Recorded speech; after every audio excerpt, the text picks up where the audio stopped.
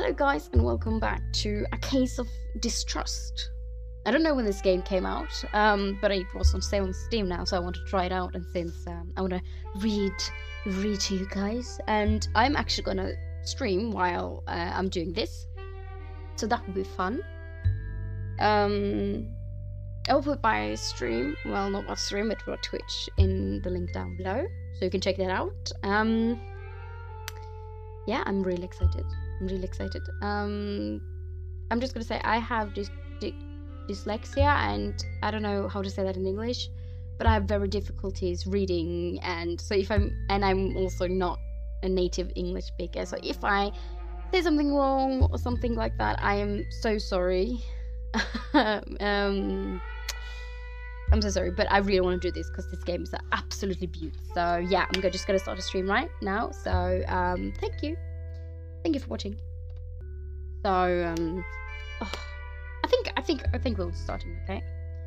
So let's go.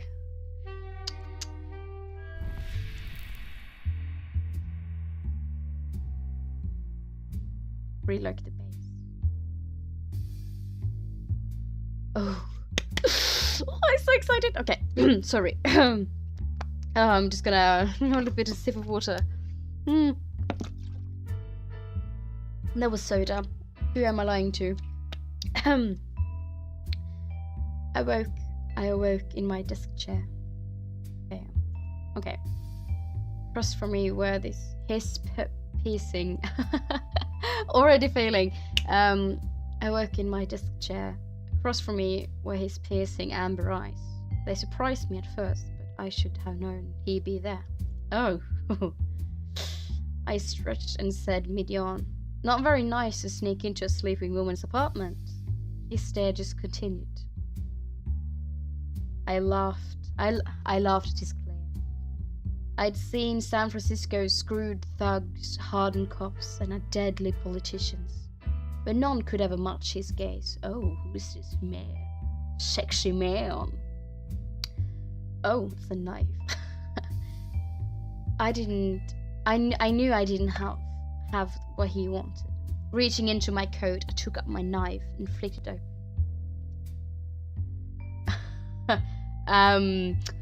I don't know. I don't know if it is his boyfriend or something, but it's weird to be having a boyfriend with yellow eyes. Geralt. I gave him the knife. Sliding across the desk. Look, I said. That's all there is. Take it or leave it. But a detective knows when she speaks. And I knew then he wanted to search for the place. And that's what he would do. I signed, knowing my weakness for this time. All right, I said. Let's look. He let out a gleeful meow. Meow! In victory, I picked up the knife and cut a piece of my apple that the cat had rejected. Always the sore winner, I jabbed. But I was smiling too, because I was telling the truth. There was absolutely no other food in my apartment. So he's a cat. Obviously.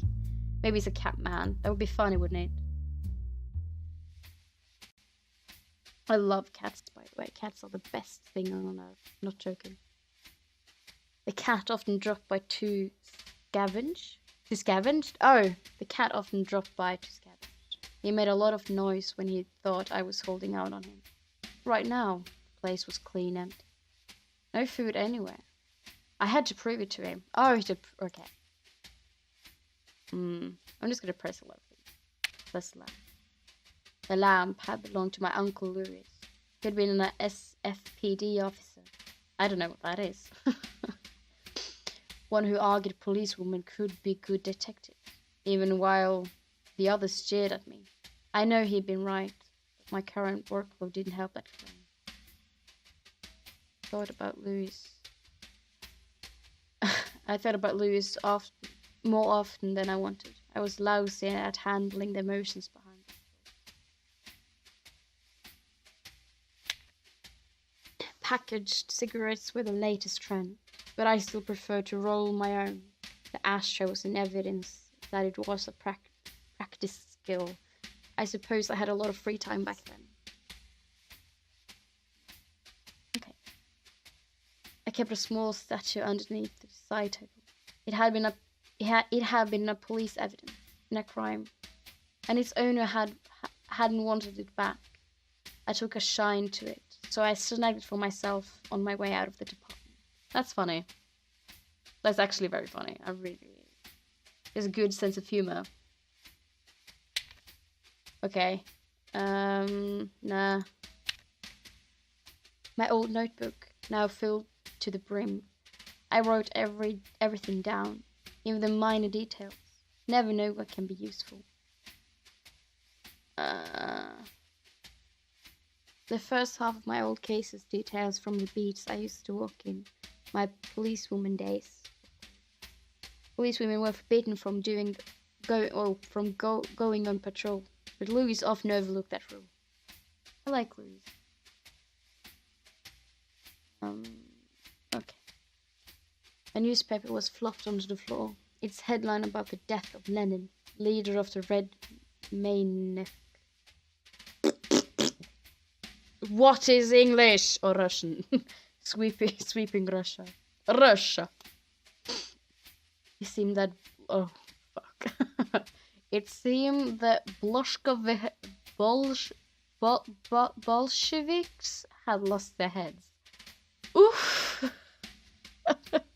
I tried. Lamp.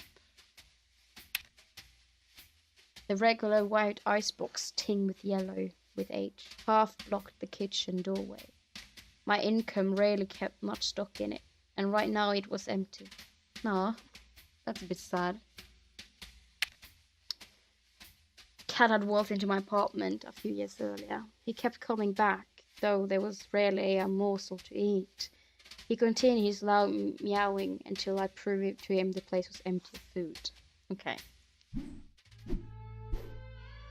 Doesn't matter how doe-eyed you are, cutie pie. We got no food around, I told him. He licked his chops and looked at me. Apparently he still didn't believe that. I needed to contradict him somehow. Show him something in the apartment that would prove it was empty. Okay. You have to do this? No, okay. Show the cat there's no food. Evidence. Icebox. Regular white icebox thing, yeah, used to contact. I opened the icebox so the cat would see inside. Empty, I told him. No food here. I got a what do you call those? Achievements on Steam, sorry. The cat looked at me what? The cat looked at the open door, then back at me. Sorry, fella, there's no grub in here for me either. He stared at me with his eyes as disappointed as I felt. Those big yellow always got to my soul. Thoughts of my family filled my head. Sister, parent. But never mind those thoughts. At the time, they were distractions. I moved on from them. A loud meow from the cat snapped my thoughts back into the moment. I took a deep breath and grinned back at him. Oh, you silly little cat. I guess you can crab now, I said. Nobody's gonna come knocking with food for you, fella. Oh. Woo! Oh my god! Scared flipping fucking shit out of me. Oh!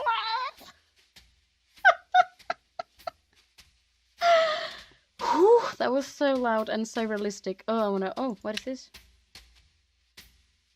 No, I don't care. I wanna. What is this? I missed something. Knocking continued. Whoever was outside would just keep at it. I thought I'd better answer. It was worsening a headache. Open the door. In the door was a regrettably familiar face of Connor Green. His company churned my stomach. It might have been his bergamot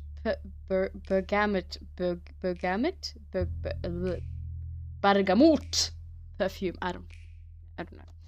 Which hung around my nostrils like a lingering unwanted guest, or that sordid smile which was forever placid on his face. He stared at me through the doorway with a coy smile. Well, ain't you gonna invite me? Ain't you gonna invite me inside? I started closing the door. But he stuck out a foot to stop me. Hey now, he chided? Cool way to treat a customer, Malone. They are Americans, okay? Yes, they are in San Francisco, but I can't do an American accent. So that was his angle, hiring me as a detective. I wonder what a bootlegger would need with a private eye. But he answered without my prompt. I make this quick. I can't take this to the hog house or the pigs will laugh me out. And other dicks just aren't as tempting, screen white. Thought this was gonna be quick, I said, and I started rolling a cigarette. No, I can't do this, sorry. It wasn't quick, and I'd already rolled and lightened a second smoke when Green finally finished his story. I noted the important bits in my book. He started with the letter, slipped under his store in a white envelope. The envelope contained a single typewritten leaf, which he handed to me. It read, "End your game, or we will end you."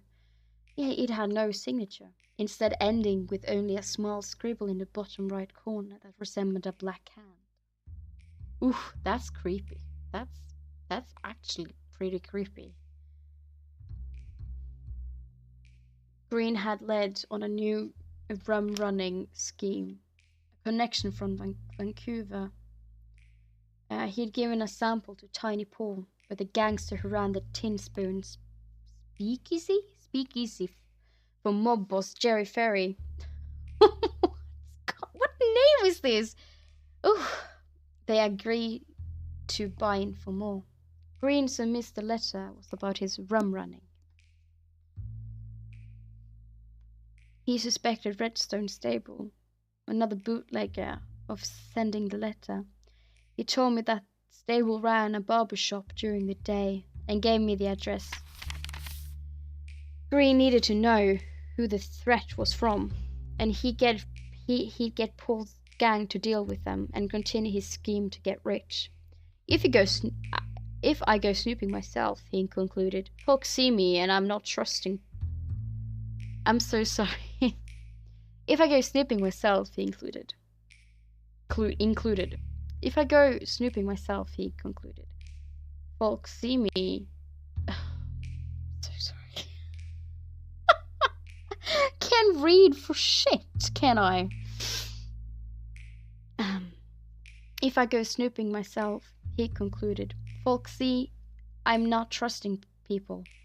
No trust leads to no customers. I need to play it low-key, which is where you come in. I raised an eyebrow and stared at him through the cigarette smoke. Something in his yarn was still twisted. Ugh. He must have noticed my retins. Because he said, you know, I work closely with Louis.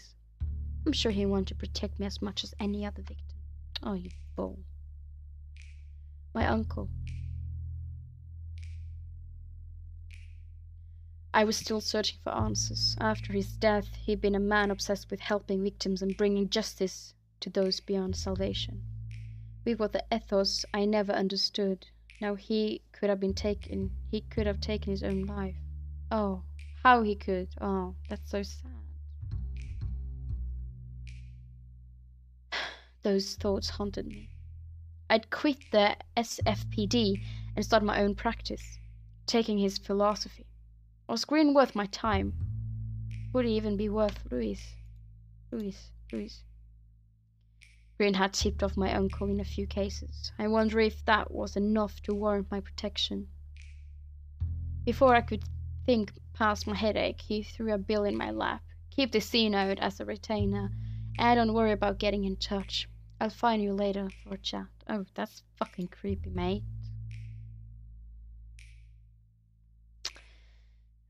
He turned down the hallway and I let him go. If he was willing to give me $100 with no commitment, I wouldn't stop him. No, who would, really? I turned back to apartment, still confused about the whole story. My headache wasn't helping either.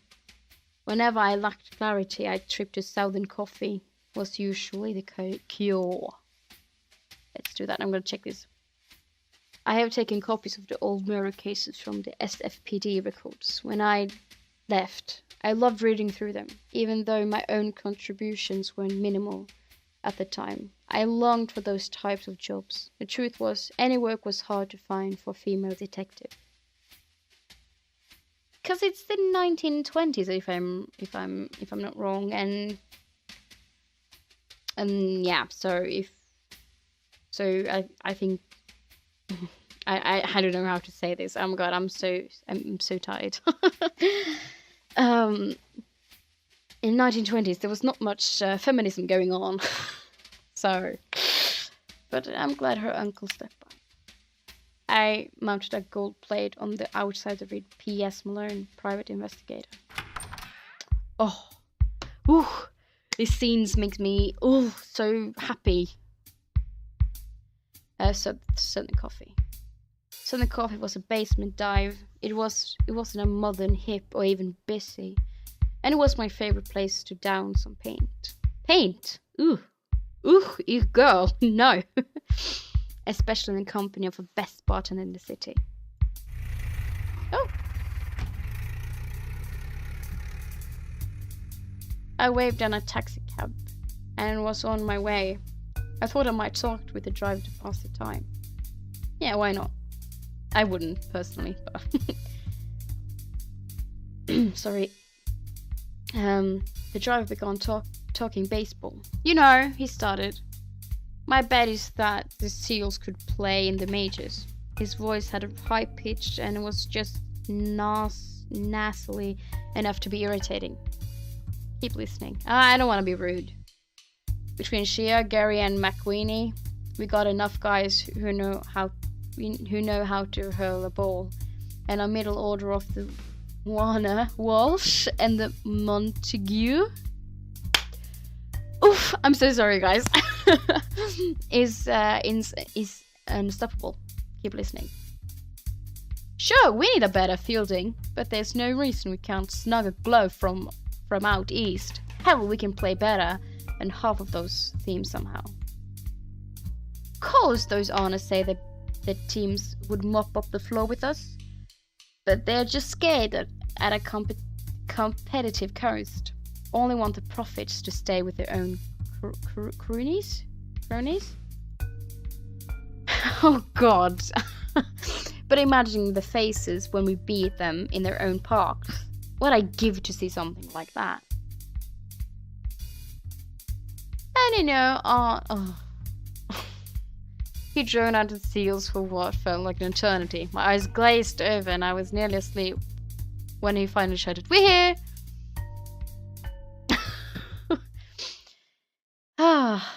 Southern Coffee was an automatic diner. Ethel Burgess, the lone waitress, was friendly to help with any inquiry. Of course, if you winked at her right, she'd show you the way to the downstairs toilet, where Frankie played the bathroom attendant. Oh, I don't want to know who Frankie is.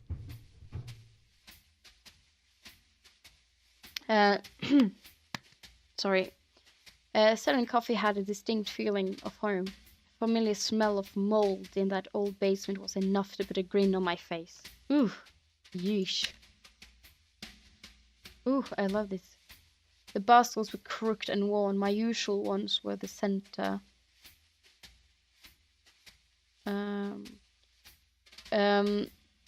I could sit on it for hours, of course. Frankie had a yarn to spin. And of course, the sauce helped me keep in one place, too. Frankie tended bar. Oh, he's Frankie. Okay. Tended bar at Southern Coffee. But it wasn't his place. I never caught a whiff of the real owners. They trusted Frankie to do what he did best. I said, "Hello, Frankie." Hello, maybe. "Hello, Frankie." And was met with a smile and a grunt from Franklin Ernest Conway. I don't know what orator? Sure. He was a fantastic writer, but knew when to be a good heir too. For my money, there hasn't ever been, nor will there be, a more loyal barman. I sat at the bar. You got any spooks, PC? He asked. You're worn as a catcher's mitt. I suppose my extortion showed. I won $100 for nothing, and I can't let it go. I told Frankie about the case. The threatening letter sent to Connor Green, and how he assumed it was related to his bootlegging. And this was suspicious of Redstone Stable. The story took longer than I wanted, Frankie showing genuine interest by asking many questions. When I finished, he threw me the whiskey sour he'd been stirring. I took a large gulp and gave a sigh as thanks. Wait, I'm gonna do that myself. Wait.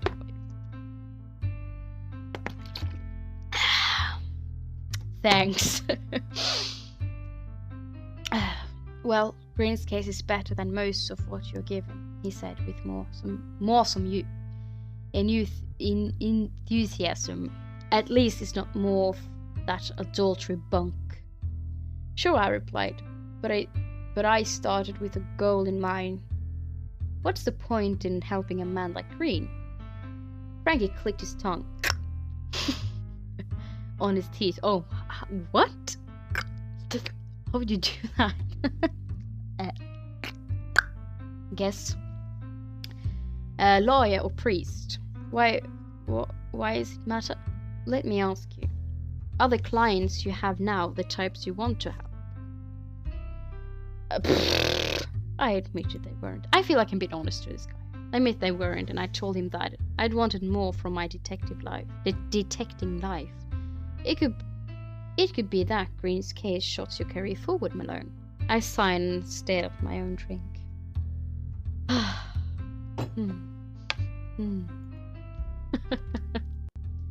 But my daze was interrupted by a basement door opening, then slamming shut. Oh! A small, blustering woman began marching towards me. She was wearing a light blue cloche hat with a grey ribbon tilted back on her head, and a scarf of similar blue draped around her neck. But he was startled by what she wore under it. Sorry, I got a message from my girlfriend.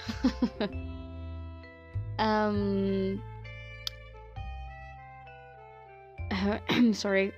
A scarf of similar blue draped around her neck, but I was startled by what she wore under it. A grey trench coat, what looks to be too large for a frame. It was exactly like the one that had belonged to Lewis. Oh. Ooh, we're getting onto some deep shit here, aren't we? She hurled insults at me a while.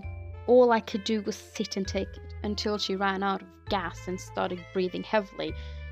I set my drink on the bar and I looked her in the eyes. I studied her features.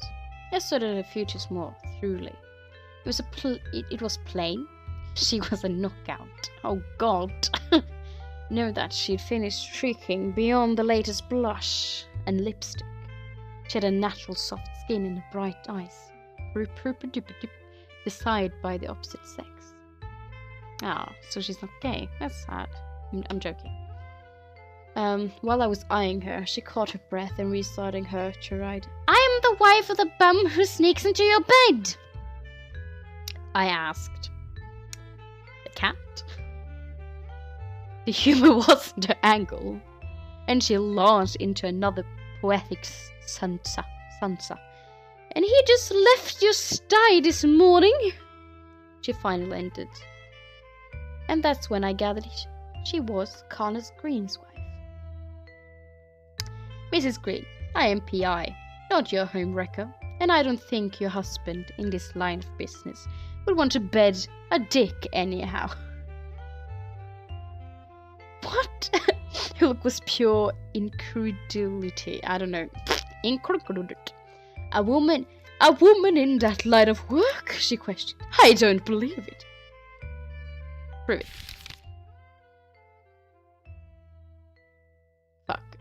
evidence. Green's letter. The day before, yeah. I told her about why Connor had come to me, the bootlegging and the threats. You see, Mrs. Green, this is what I do, and there's not much that I can show you to prove it. It still took me coaxing for her to believe me.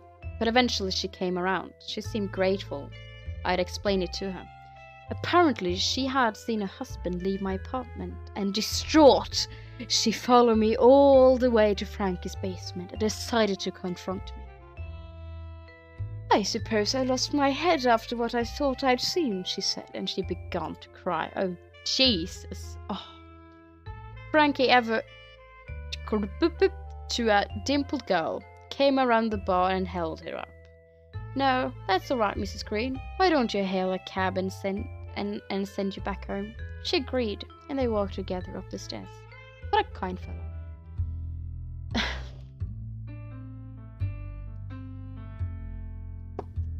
Sorry, I just had a bit of drink because his voice gets right out of reading.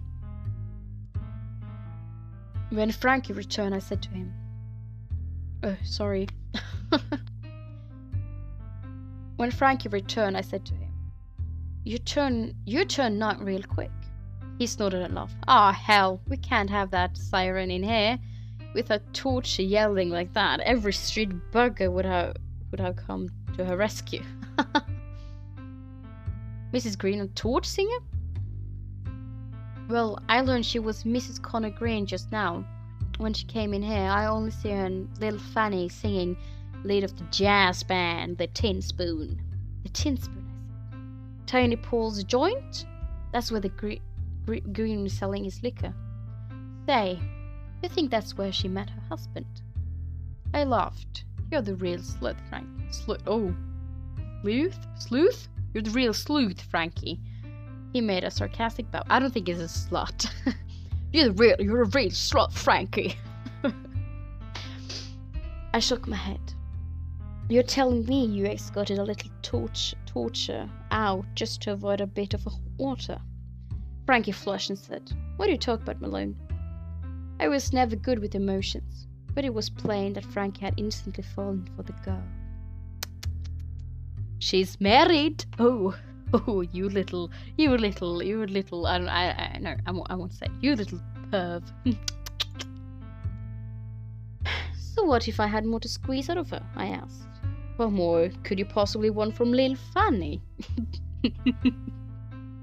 So sorry. Oh, Fanny. She can't have anything to do with Green's mess. I don't think I considered Frankie's point. Maybe she was unworthy to the case. I shrugged and stood up from the bar stool. What had just happened was quite a ruckus. I don't know. It seemed like my cue to move along.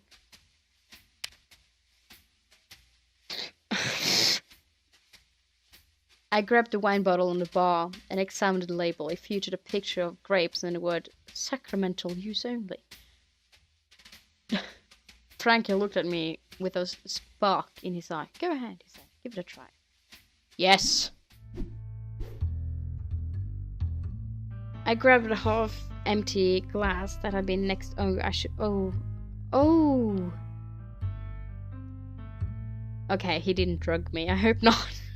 I thought it was straight from the bottle, not the glass. Oops. I grabbed the half-empty glass that had been next to the bottle and swallowed some contents between my gums. "A bit spicy, isn't it?" Frankie asked. I nodded. "It's good," I nodded, and gulped the rest down. "It'll cost you too," he said with a smile, and he grabbed the bottle from me, turning it through his hands. "Rabies charged me more than a nickel for this beauty. Only this type of Napa wine is made from grape. It has a unique aroma. I've been trying to learn more about wine. Seemed everything knew this stuff about me. I noted that what Frankie had said about the origins of grape as he set the bottle back. Since when do you know grapes? Whoop, I said. Frank let out a bellied laugh. Some of these grapes are older than you, Malone. And I've known about them since I was a small tot. Tot. I'm gonna start using that now. Tot. It's why I'm so good at my job, you know. Frankie sighed. Too bad more folks can taste them. That woman's league is the devil. Aren't you done with the sauce? I asked. Sure, he said. I'm dry now, but I'm not done slinging it. He grabbed a bottle and twirled it around in his hands with a surprising deft. And I have no right to stop others either. He put the bottle down, took a breath, then he said calmly, those women don't understand. Prohibition doesn't make anyone stop. It just makes them a criminal. I turned back to Frankie. Ask about the notes.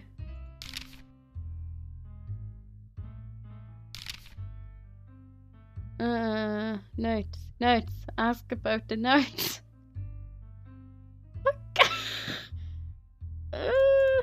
Can I go back? Not my own notebook, would it? No. No. Fuck. Do I have to do anything?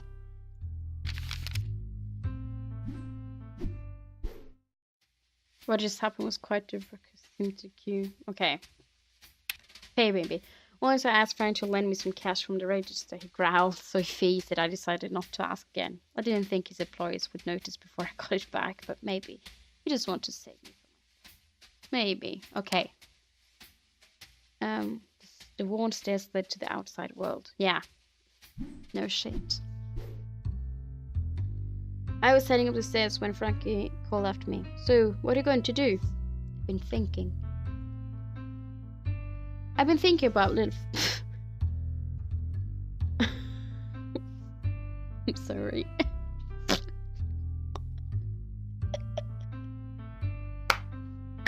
I'm so sorry.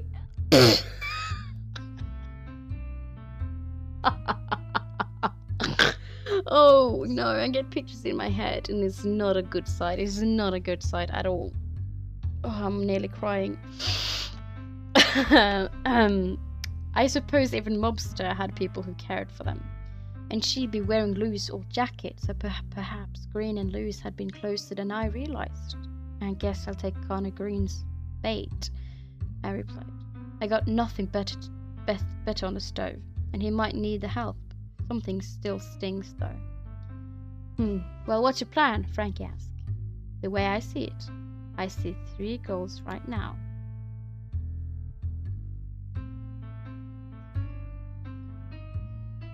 Sorry, I'm just enjoying the music. I'm having a bit of a drink.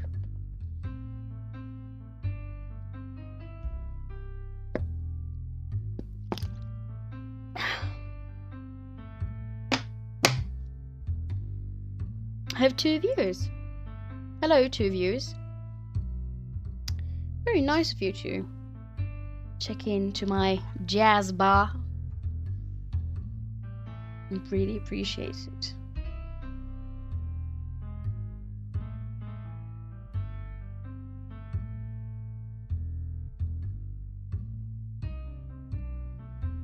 Okay. Sorry. Green hired me for a job. Find the guy who wrote the letter. That's the basic part. But you want more? Asked Frank. I nodded. Green's a shady character. I have to learn about him. Who is this guy? Digging his past. I can't go back to him blind. And then there's something about this bootlegging. How would Green get a connection like that? What is his source exactly? Squeezing that lemon might give me more juice.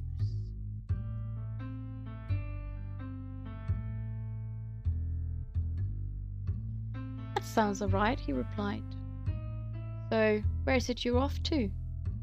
I got 3 lates. At bootlegger stable. Oh, sorry. who Green claims sent him the letter. The Tin Spoon Lounge, where I might learn more about Green's rum-running schemes, and Mrs. Green, who could be more dirt on her husband. Frank nodded his approval. Well, if you're ever stuck, come back and see me. You can never solve anything without talking it over. I smiled and I went up the stairs. Oh, he's such a precious... Oh.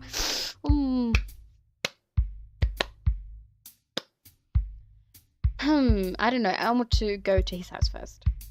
Green's house might contain more clues about his past, or some reasons a threatening letter would come in his way. And if I got lucky, Mrs. Green would be there to pump with more. Go there.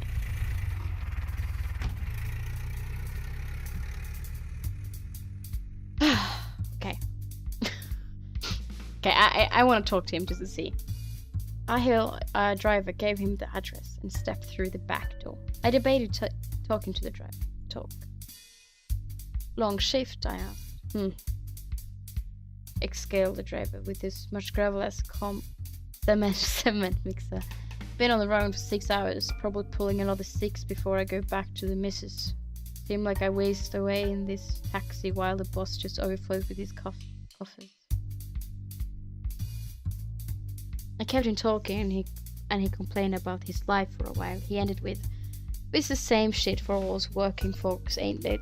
They tell us we gotta hope, but then the rich make the rules, and the only rich break them too." Oh, that's very true. I've been reading Henry Carey's fellas talks a lot about this. Says America is ruled in secret by rich men, and the wise leaders don't get to the top. And ain't that encourage you to do so? So what's your way out? He smiled. Keep reading, stay sharp, become one of the rich men. The great thing about America, anyone can get there. I disagree, but I don't wanna. I don't wanna ruin his day. I agreed with him. The power of free market, I said. You get out of what you put in. The cab driver smiled and nodded. Anyhow, he said, we arrived. You got a good one, miss. I thanked him and left the taxicab. The Grease apartment was a section of an old Western addition mansion. The owners had divided it for struggling families, rent the 1906 fire. Once downtown had been rebuilt, people means moved out in the area. Recent immigrants, many from Japan, rented most of the apartments in this part of town.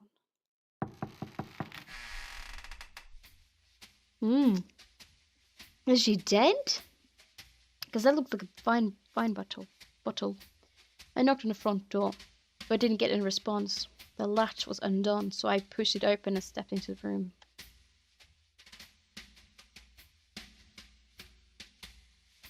The room leaked of laudanum.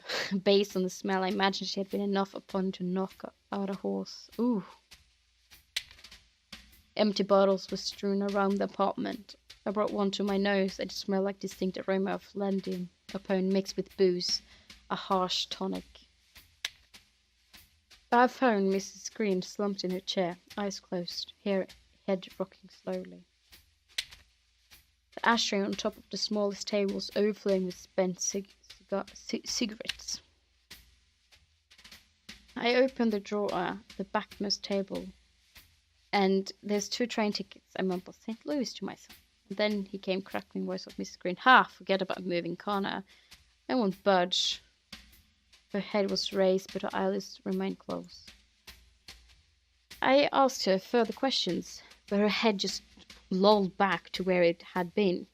There was nothing else to say. The grey trench coat was hanging in the doorway. It certainly looked identical to Louis.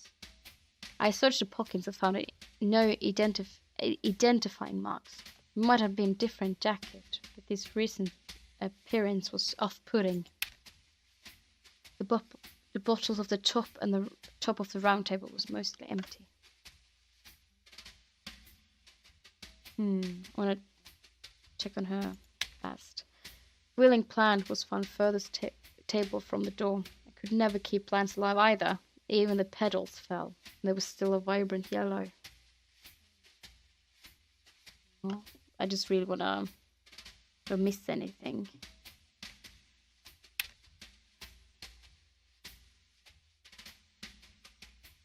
I found Mrs. Green slowly rocking. No. Jesus, sorry.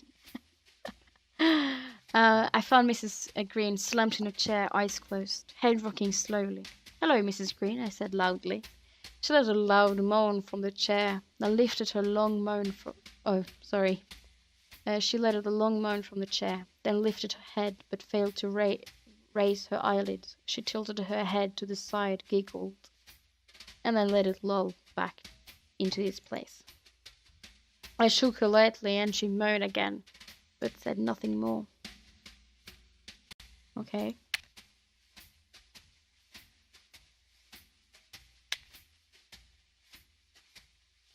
The frame was just wrapped enough to prevent the door from completely closing. I will leave. Because there was nothing much else there. Or was it? I doubt her dilemma would be short-lived. She wouldn't be useful to me.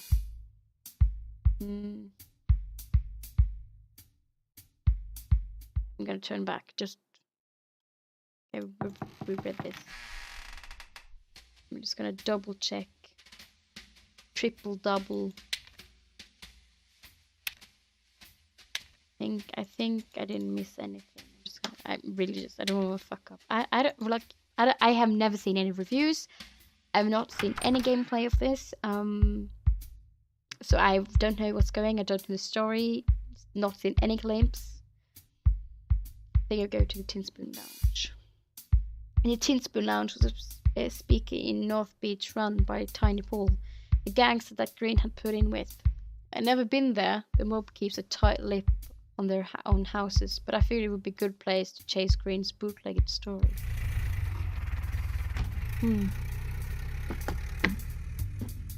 Ugh. Okay, I want to talk to them. They're very interesting. We talked about politics, but I don't remember exactly what about. Not all my conversation with cab drivers were memorable. I opened the cab door in front of the North Beach warehouse and the wooden sign. The sign text was too worn for me to decipher any of its English, but a small grey spoon was still visible below the letters. I rubbed my knuckles twice over the large metal door. The panel just above my head slid sideways to reveal a pair of eyes. The eyes looked me up and down, then stared ahead. They were black and held no emotion. The room beyond was dimly lit, so I couldn't see much of the surrounding. I cleared my throat, then rumbling voice emerged from the door. Fill full your cups. Feel no distress at all. Our great thoughts shrinking less. I looked at the eyes, still unmoving. I understood. The doorman wanted a password. I thought I might have something in my nose that could help. Look into notes. Evidence. Statements.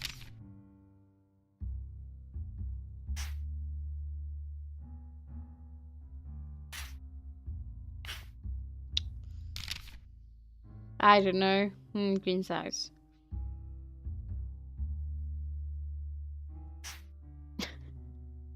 Open drawer to Blackmore's table. It was 2 train tickets. I tried to ask about the tickets again. Use as password. I don't know what that is, but it ain't a password. Knock again. The panel slid open. The same dark man stared at me. Fill full your cups. Feel no distress at all. The grey thoughts shrinking less. He repeated. Stay silent. I stay silent after a beat. The small window slid shut with a thud. Prohibition was a joke in San Francisco, and most speakeasies would let just about anyone through the door. But the mob ones weren't as relaxed with the rules. I knew I wouldn't enter until I said the correct response. I could ask about it. Speakeasy with.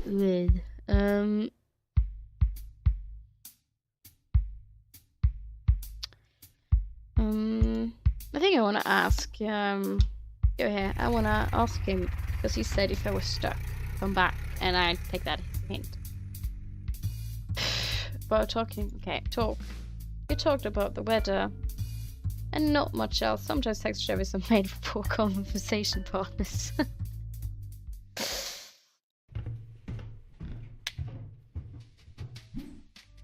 Hey, man.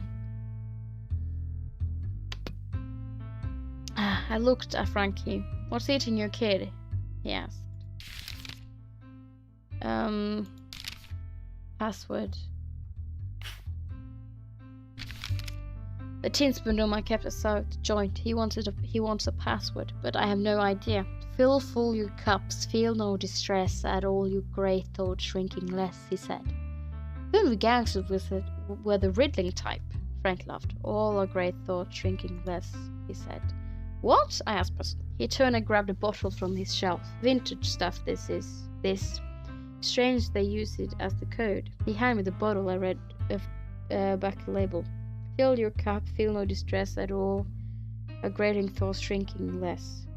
We'll do good deed nevertheless. Okay. The pass was a poem from the vintage label. I now knew what I had to say to the doorman. No, never mind. Thank you so much. Thank you. Oh, sorry. Oops. So let's go back to the lounge. Go ahead.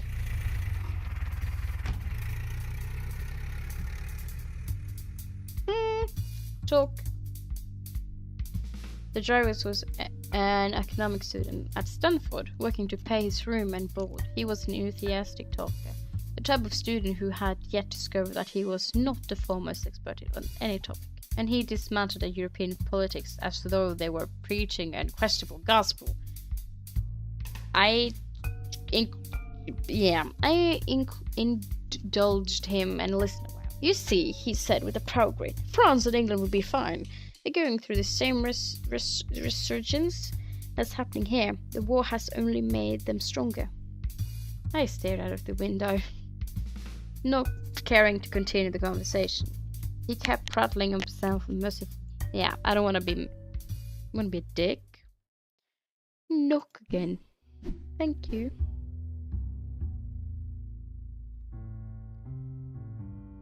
Okay. Panel slid open. The same dark eyes stared at me. Fill full your cups. Feel no distress at all, you great thoughts, he repeated. He continued to stare.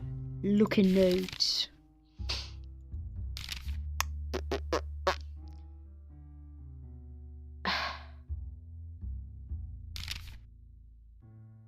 There we go. We'll do the good deed nevertheless. I received a line that Frankie had shown me on one of his bottles. I squinted. Wait here, came a gruff response. Panel slid shut and I heard footsteps walking away. I rolled a cigarette and waited. After a quarter of an hour, why not say 15 minutes? A quarter of an hour. Well, that's a quarter of an hour, right? Yeah, the panel opened again. Bar's closed, but you can shoot pool in the upstairs room, said the eyes. He pulled the door ajar, so I could see the metal stairs.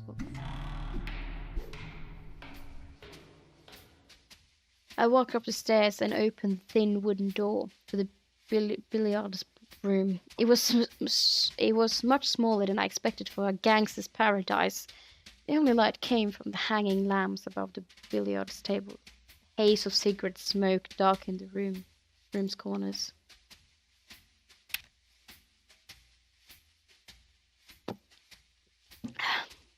The pool table was on focus of the space. The light reflected from its smooth green surface tinted them. The room was lit only by the dangling lamps above the billiard table. The rack on the wall held 5 cues. A couple of tall chairs were placed around the billiard table. I'm probably butchering that badly. A bottle of unlabeled wine sat on the table. When I sniffed, it smelled of strong spice. Probably, greens, alcohol. I guess since it had no labels. A clean ashtray sat next to an emptied glass on the table in the corner.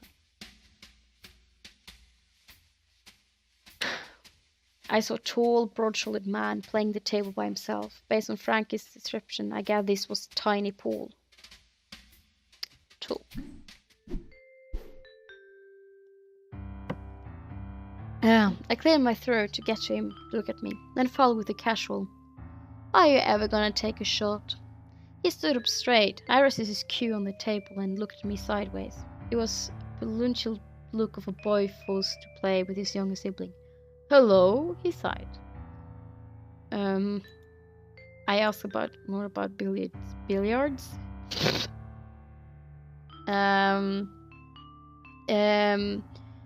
Thing is, he said with a baritone,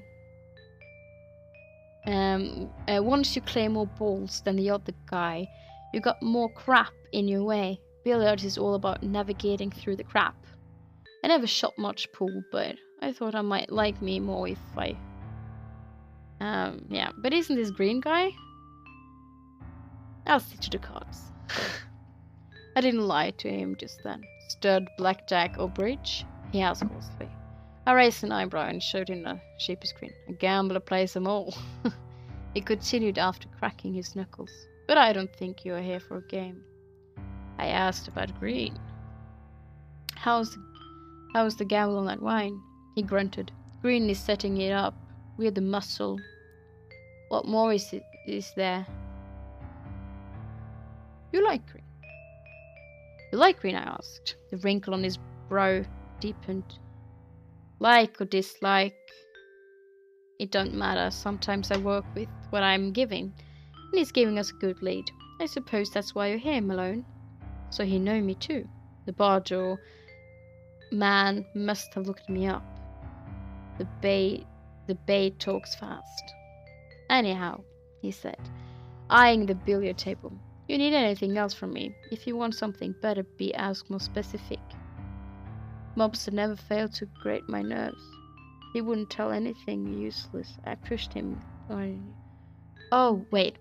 So I could ask Frankie about the notes, and I was like, notes? What notes? I meant, then I think he meant the letter.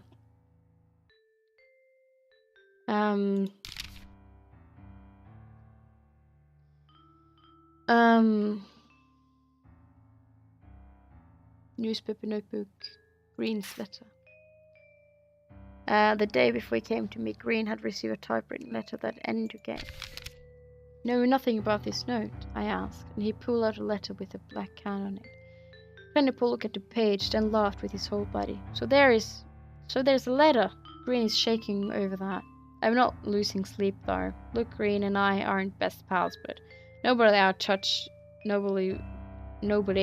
touch him with our protection, and none of us sent it to him, or else I would have known about it. Anything else? Don't. I didn't have anything else to say to him, so he cracked his knuckles and arched over the table and resumed lining up shots. Think I will go. Leave. I think I will go back to Frankie. Go here. Maybe it's like a plot twist, like Frankie's the guy.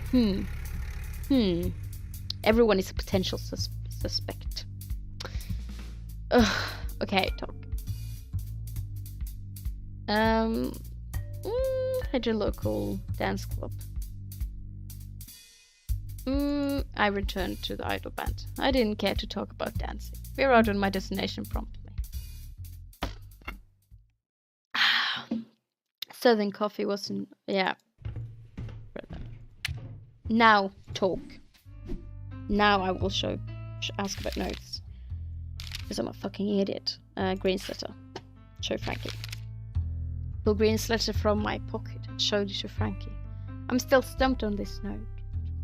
Frankie shook his head and puzzled as I was. Well, Green said he thought Redstone Stable sent it. Maybe he did. Talking with him could be at least lead somewhere. I agreed, and vowed to speak with the stable. I folded the note back in my pocket and thought about what it is I could ask Frankie. Never mind, I said and swallowed from the... Oh, sorry. Oh, when you're drinking like Diet Coke, you burp a lot. It's like... Ugh. Greenhouse suspected registered stable sending him the letter. Apparently, stable owned a barbershop in the financial district. I figured there would be no harm in asking the stable about it directly. Go ahead.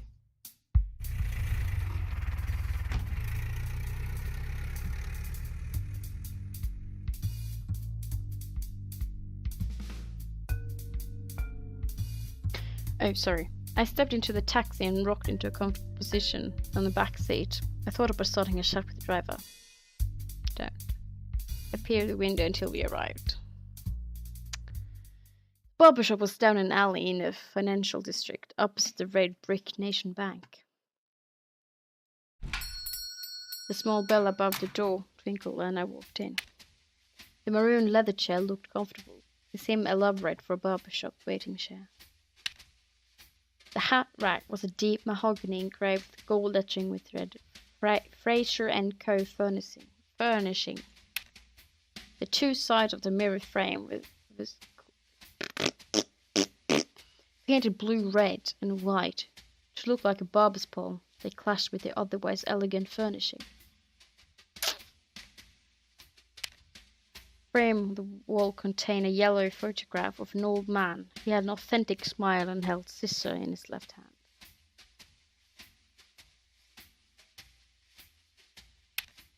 The stable's cabinet was similar to my own, but mine was a dull grey metal.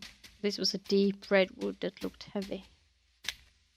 The modern hydraulic barber chair that has seemed blub to me, but this one, it had its own soft brown cushions and a gold embroidery, was the most ornate I've ever seen. There was a tall man in the center of the room. He was wearing a flamboyant pink suit, tailored to his stature, with a maroon bow tie and pocket square. I granted this was Redstone stable.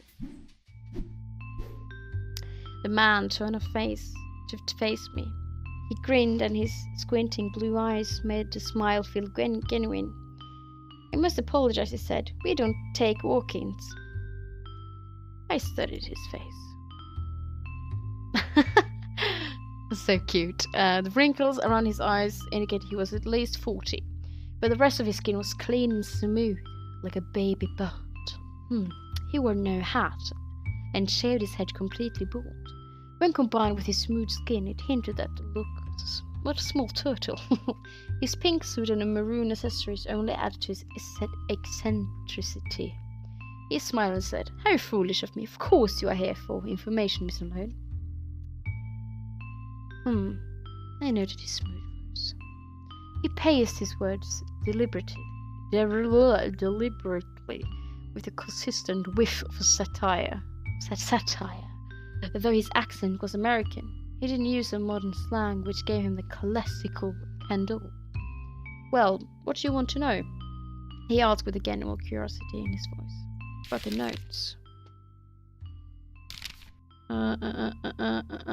There, Green's letter. I pulled Green's note from my pocket and showed it to him, but didn't let him hold it.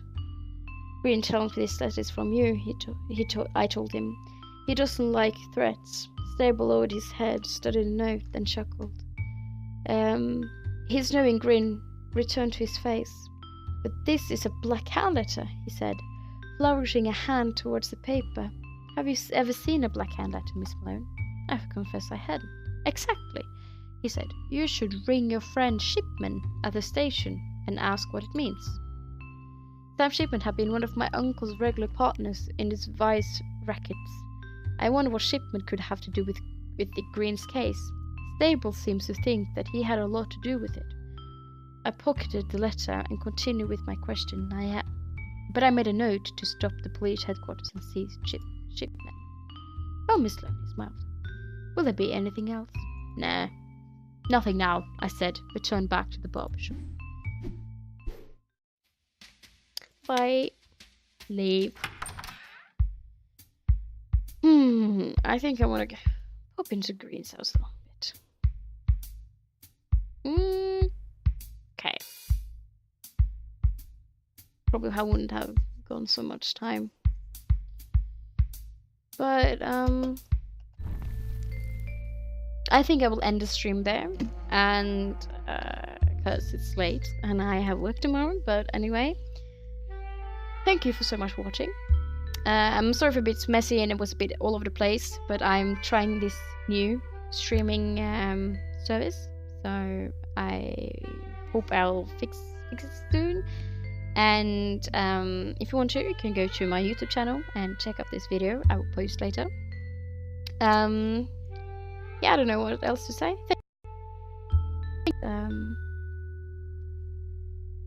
I don't know what to say other than that, but thank you for watching. I hope you had a great time, and I'll see you next time.